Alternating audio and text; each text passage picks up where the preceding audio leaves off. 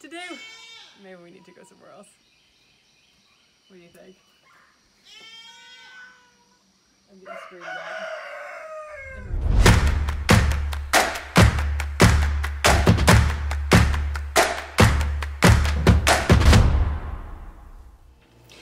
Good morning, YouTube. We're coming to you from an absolutely beautiful day here in Georgia. It is June, so it's usually totally hot outside by this hour, but it is like sunny and 74, and we just don't get this weather this time of year.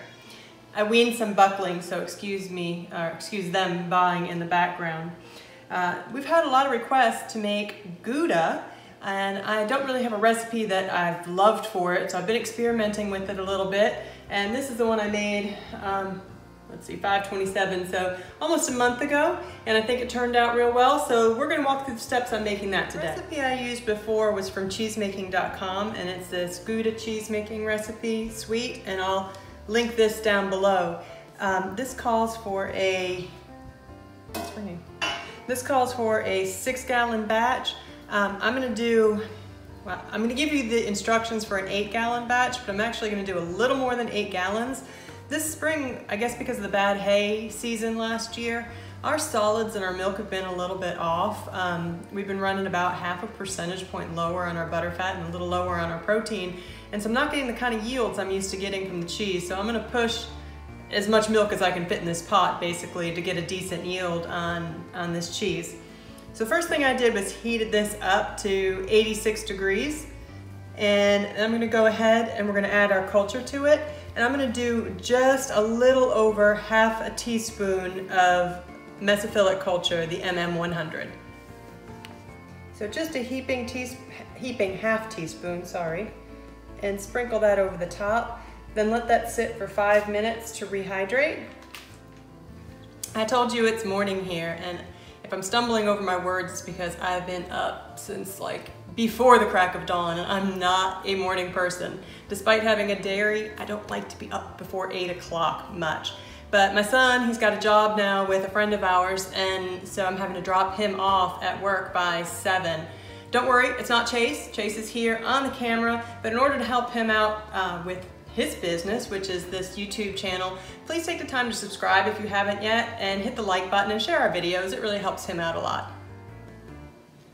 It's been 5 minutes, and I'm going to mix this culture into our milk with the up-down motion like this, and make sure it's well incorporated in there. Okay, they say to ripen this for 30 minutes. So we're gonna put a lid on and set the timer for 30 minutes and just leave it still. And during this time, some acid is going to develop in our milk. And then we'll add the rennet. Making Gouda is an awful lot like making a Colby. The main difference is they're both, well, the similarity is they're both washed curd cheeses.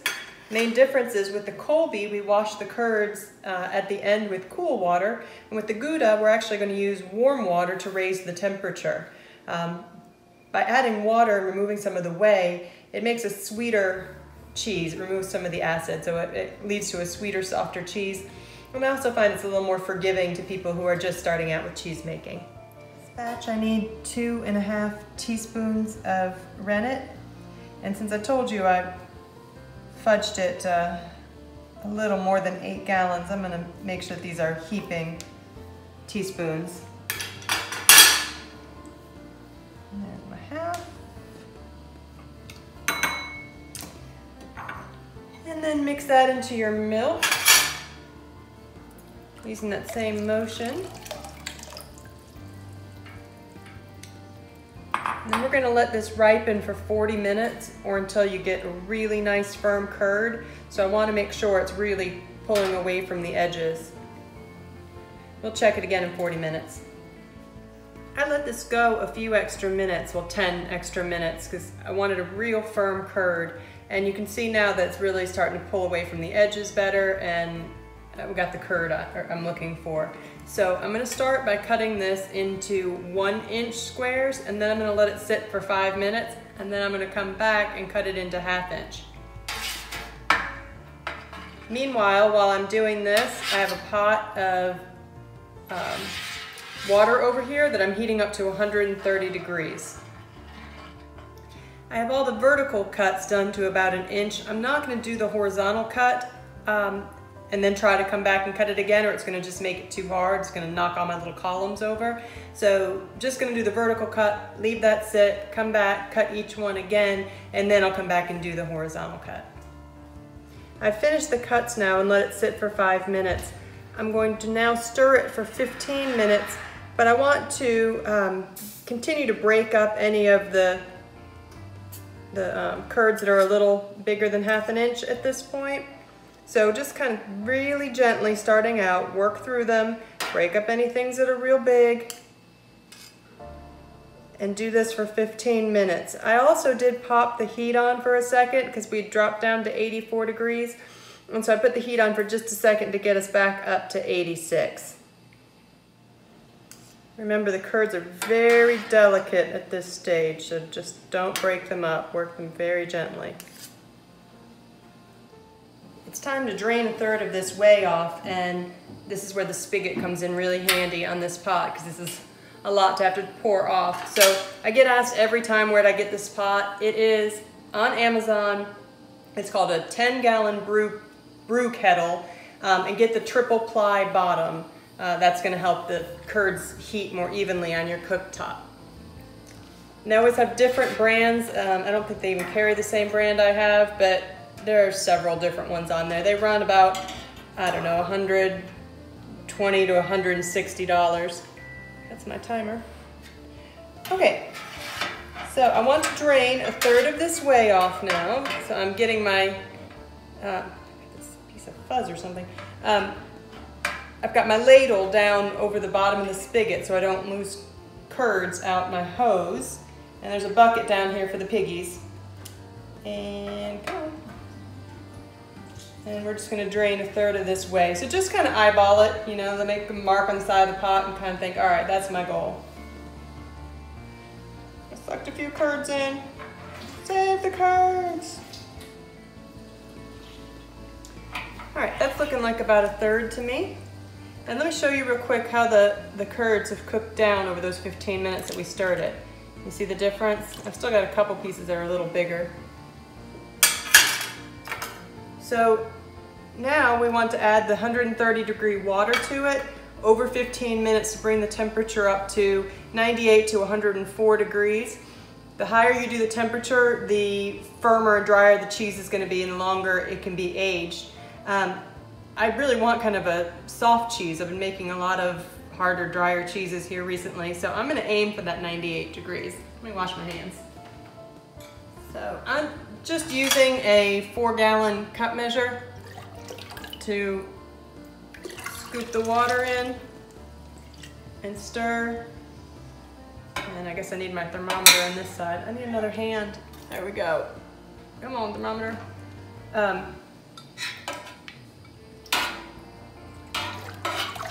And just do it gently and slowly. So we're aiming for 128, the time that I need to stop stirring and get to my temperature. Try to keep the curds from matting on the bottom. You see where I've got a big mat here? Sometimes it's easier just to get in there with your fingers and break the mats up. And these curds are going to continue to dry out, losing whey, and get smaller and firmer as we do this. It's been 15 minutes and I've got the temperature up to 98.8. I want to show you these curds. They're really drying out well. The next step in the recipe says to continue to stir and hold this temperature for half an hour. I have noticed this spring, I mentioned earlier that we've got lower solids in our milk this year, probably because of the quality of the hay, that my curds are drying out more quickly than they usually do. So I don't want this to be too dry of a cheese. Yes, you've got to get the whey out so they don't have those juicy middles, like see that curd's really, really juicy. But I feel like if I stirred this constantly for 30 minutes, I'm going to dry these out way too much.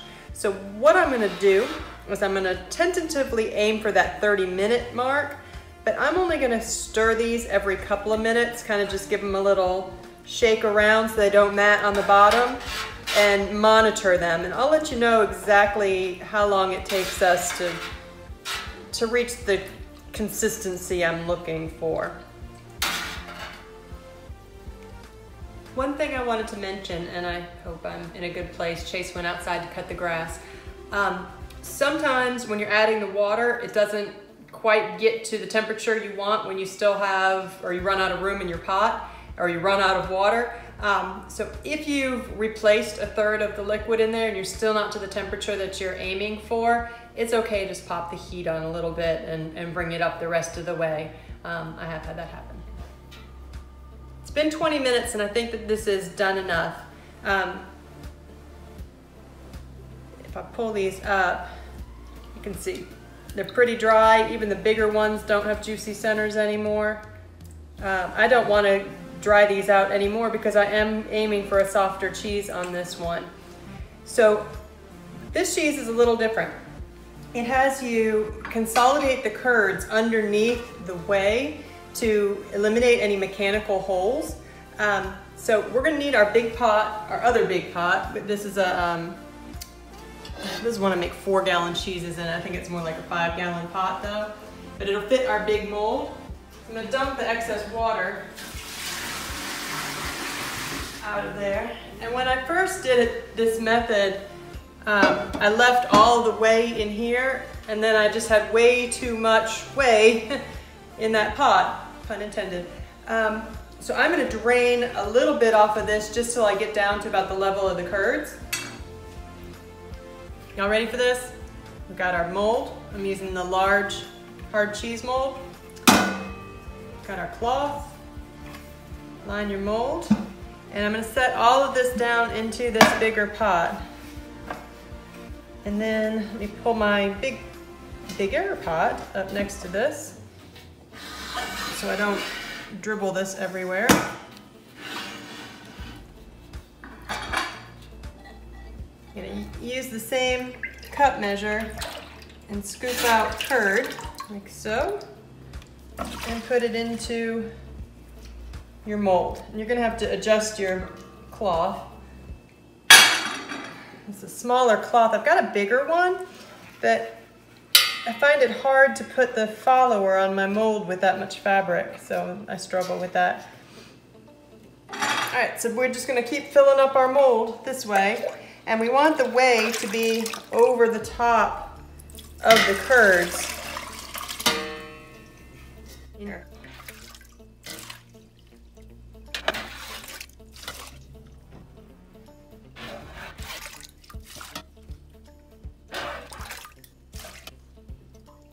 Here.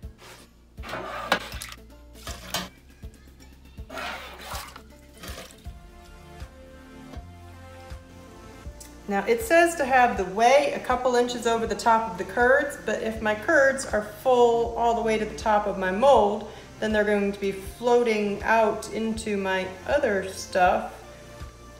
So I think the whey is just kind of going to have to be at the level of this. So I'm going to have to use the strainer to get some of these curds out, or else we're gonna have too much whey in there. So we'll add more whey to the top as needed. I'm afraid we're gonna have too much.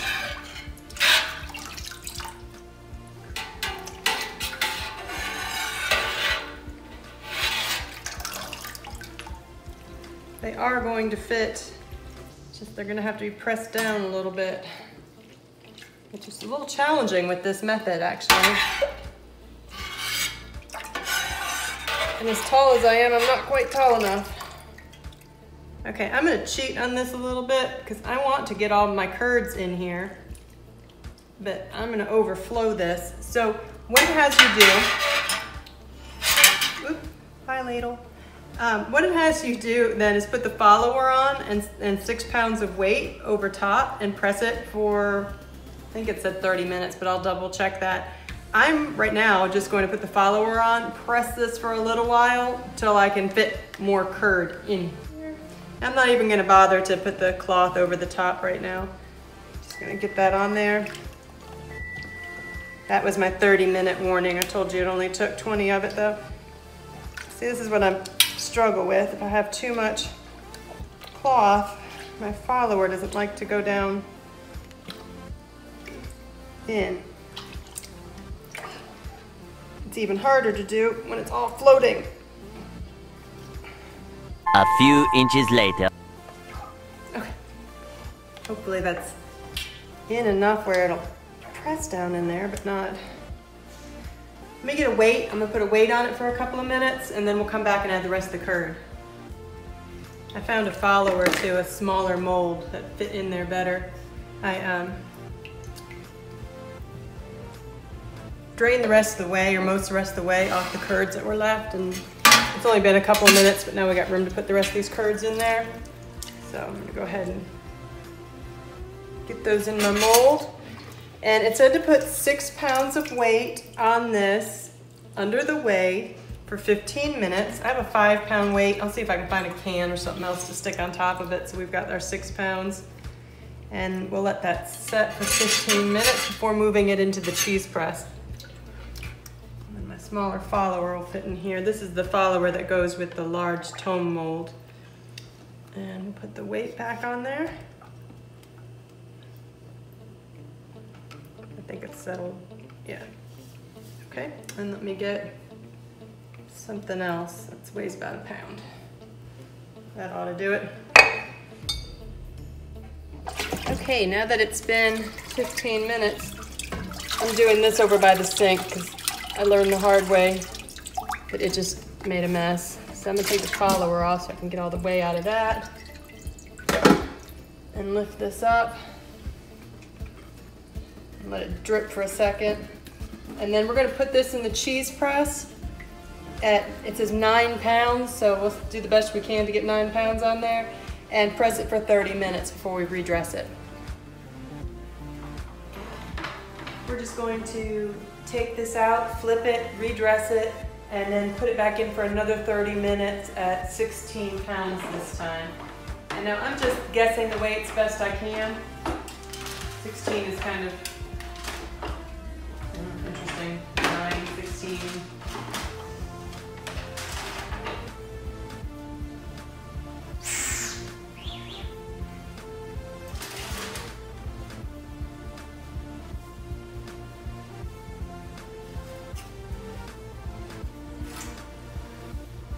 We actually got a real good yield off of this one. Some nice big cheese. See, it's starting to compress together. And this rind will become more smooth. The outside will become more smooth, and you won't see all the little cracks and bumps by the time we're done pressing this. So let's put this back in. Put the weight back on and then check it another 30 minutes. At that point, we're going to flip it, redress it, and put it back in at 25 pounds. This time, 16 pounds.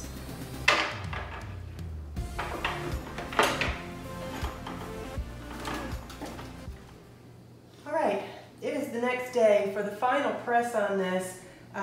It said to do 25 pounds for 8 hours, but that would have been 4 o'clock in the morning. So I did the 25 pounds until I went to bed around 11 p.m. And then I reduced the weight some back to about 20 pounds and left it overnight.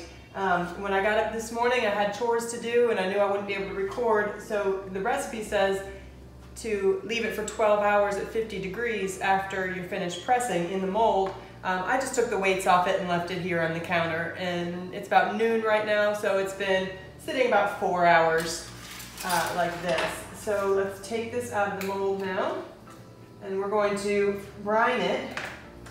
To make the brine solution, the recipe gives to make a gallon batch. I don't need a gallon of it, so I halved it. So for half a gallon of water, it was just over a pound of kosher salt, half a tablespoon of calcium chloride, and half a teaspoon of white vinegar. So let's take the cheesecloth off here.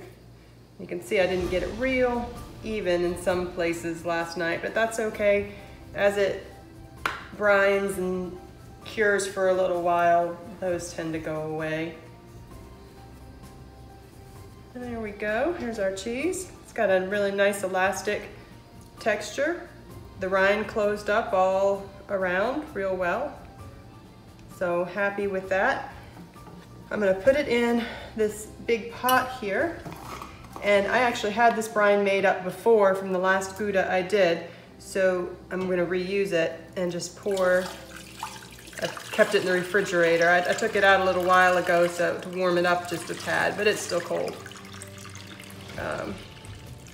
So you want the cheese to be floating in there, see? Like that, make sure it's enough to cover the cheese, which it is. And let me find my kosher salt. I'm gonna put some salt on the top. And we're going to, it says to brine this for 3 to 4 hours per pound of cheese. So for a cheese this size, it should be about 24 hours, 18 to 24 hours. I'm just gonna leave it till tomorrow morning. Before bed tonight, I'll give it a flip and then salt the top again. The cheese is out of the brine now and it's been drying on the counter for a couple of days. And I'll tell you, I'm not real happy with, I've got a couple of places where it didn't knit real well. So I'm not real pleased with that, but I'm gonna go ahead and wax this one and we'll age it and see how it turns out. So in the meantime, I've got another one set up in here and I'm going to work on just pressing that a little bit more, but I followed the same recipe on this and we'll see if we can't get a better knit on it. Stay tuned, and in a few months we will cut all of these. I'm gonna try to get maybe one more in the cave too, so we'll have a few of them to start putting out and do a reveal on how they turned out. So be watching for that video in the future. So thank y'all for watching. Please take the time to share, like, and subscribe to our channel. It really helps us out a lot. See you in the next video.